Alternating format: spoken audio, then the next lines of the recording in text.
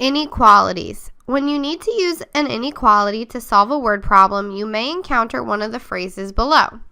So we're going to use this table to set up the important words or phrases we see within the word problems, a sample of how they're used, the equivalent inequality, and the translation to a symbol. So the first one is more than. And so an example would be Trenton is more than 10 miles away. This is the same as saying that the distance to Trenton is greater than 10. You could have 11 miles, 15 miles, 100 miles. You can't have 10 miles or less. You have to have greater than 10. So D is greater than 10 is the translation. Then you have is greater than, which like A is greater than B. That is equivalent to the inequality itself. It's actually using is greater than. So we can say A is greater than B in this with the symbol. Must exceed, for example, the speed must exceed 25 miles per hour. So you have to start at 25. You have to be more than 25, 26, 25 and a half, 25.1. But you have to be, the speed has to be greater than 25 miles per hour. So we'll use that inequality S is greater than 25. Then we have cannot exceed. For example, time cannot exceed 60 minutes. So you could be 50 minutes, 30 minutes, 58, 59 minutes, 60, but you can't go over. So that's like the same as saying the time must be less than or equal to 60 minutes. So we'll use that symbol for T is less than or equal to 60. We have is at most. So that would be, for example, at most 7 students were late for class. So that's like saying you can't go over the 7 students. So you have 7 or fewer students. You could have 6, 5, 4, 3, 2, or 1, and 7 itself, but you can't have more than that. So fewer is the same as saying less than. So we'll have the inequality S is less than or equal to 7. Then we have, finally, is at least. For example, Bob is at least 14 years old. So we can start at 14. That's what we're referencing. But then you have to be greater than. You have 15, 16. So Bob's age is greater than or equal to 14. So we use that inequality of A for age is greater than or equal to 14. So it's all about translating and which symbol to use in the inequality. So here we have a lot of different sentences, number sentences, inequalities, and let's see how we would read them since everything is, it's all 2 plus 2. It's all the same expression, but we're using a bunch of different symbols. So the first one is read as 2 plus 2 is greater than 3. The second is read as 2 plus 2 is greater than or equal to 3. The next is 2 plus 2 is not equal to 3. The next is 2 plus 2 is greater than or equal to 4. The next is 2 plus 2 is less than 5. The next is 2 plus 2 is less than or equal to 5. The next is 2 plus 2 is less than or equal to 4. And finally, we have our last inequality as 2 plus 2 is not equal to 5. All true statements and all different with their inequality symbol. Now we can translate the statements into the symbols. We can go backwards and translate each statement into an inequality. So we're going to be given the words, and we'll use an arrow stating that that's how we're translating to, and then the inequality statement.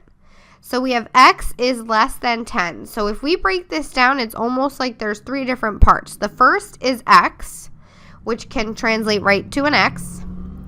Is less than will translate to the inequality statement, is less than the inequality symbol. And then we have 10. So x is less than 10 in words, and here's our inequality statement. We then have 20 is greater than or equal to y. So 20 is our number. Is greater than or equal to is used with this symbol. and then we have y as our variable. So here's the words, and now here's the statement. Let's do the same for these.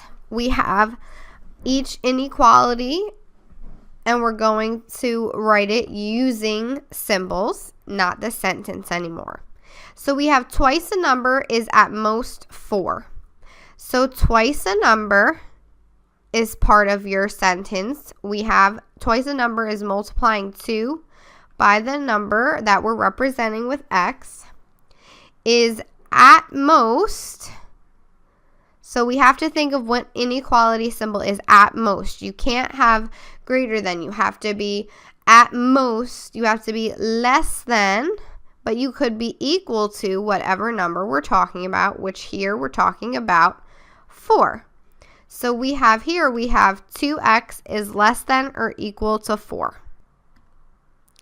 Now we have 3 plus a number is at least 6.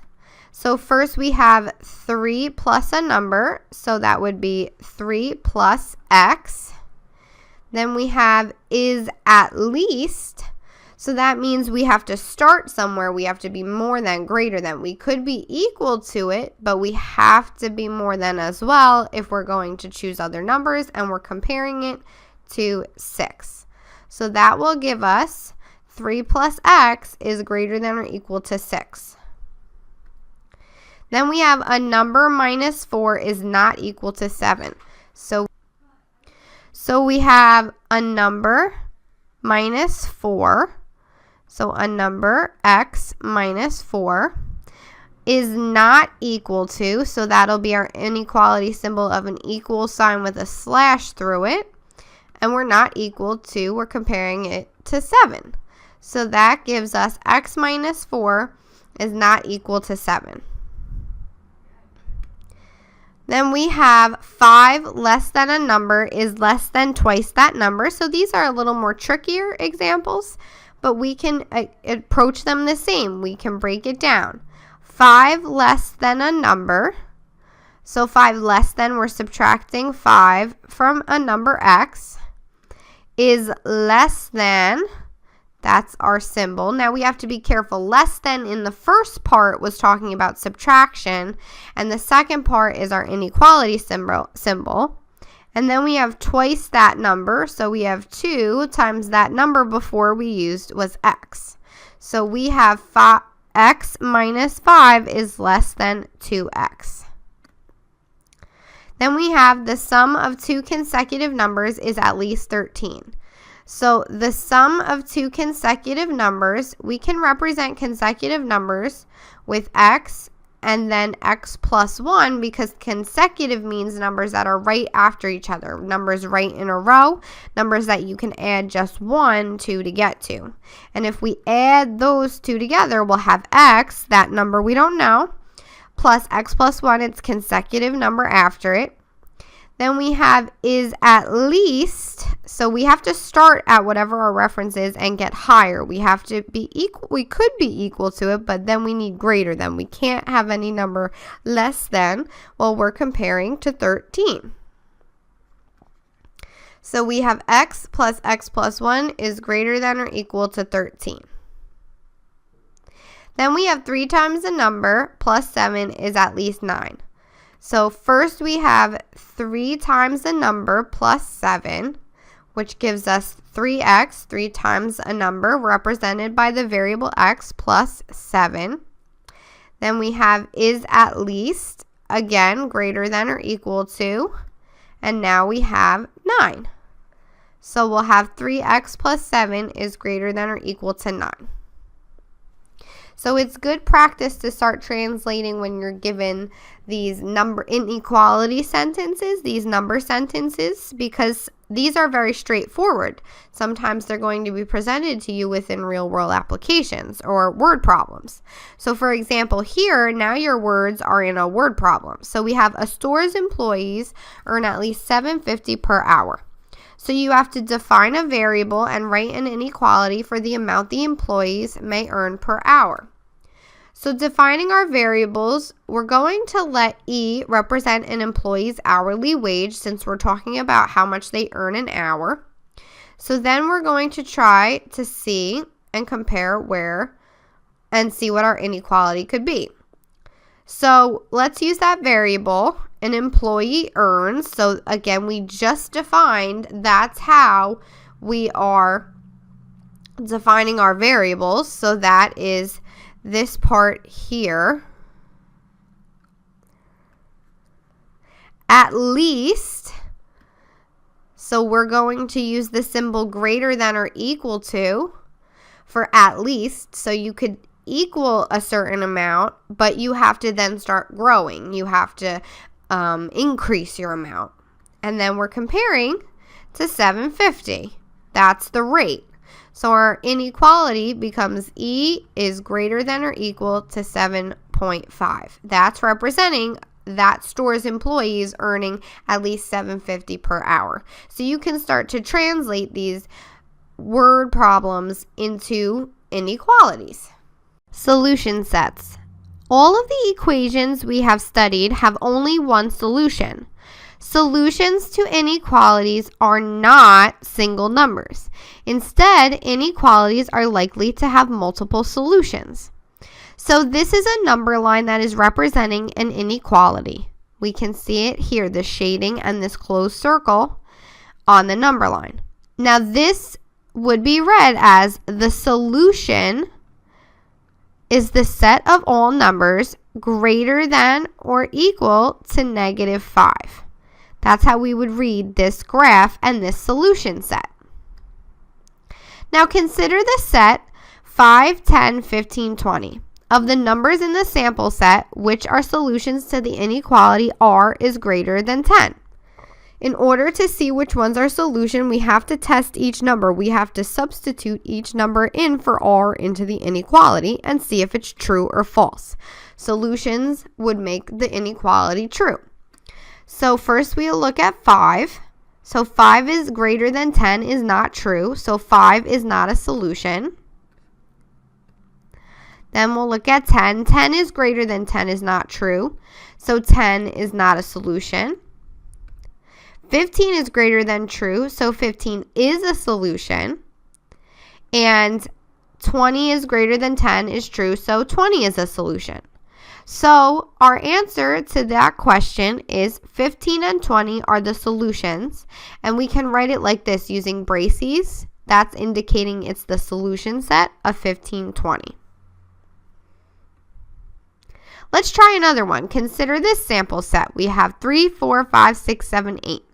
And we have to test each number for the inequality 30 is greater than or equal to 4D. So again, we're going to substitute each value in this sample set in for D in the inequality and see if it's true. So first, if we turn D or substitute D for 3, we get 30 is greater than or equal to 12, which is true. So 3 would be a part of the solution set. Then we have 4. So 30 is greater than or equal to 4 times 4 or 16, which is true. So 4 would work.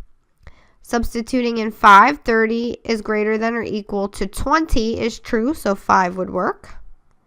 6, 30 is greater than or equal to 4 times 6, 24, that would work.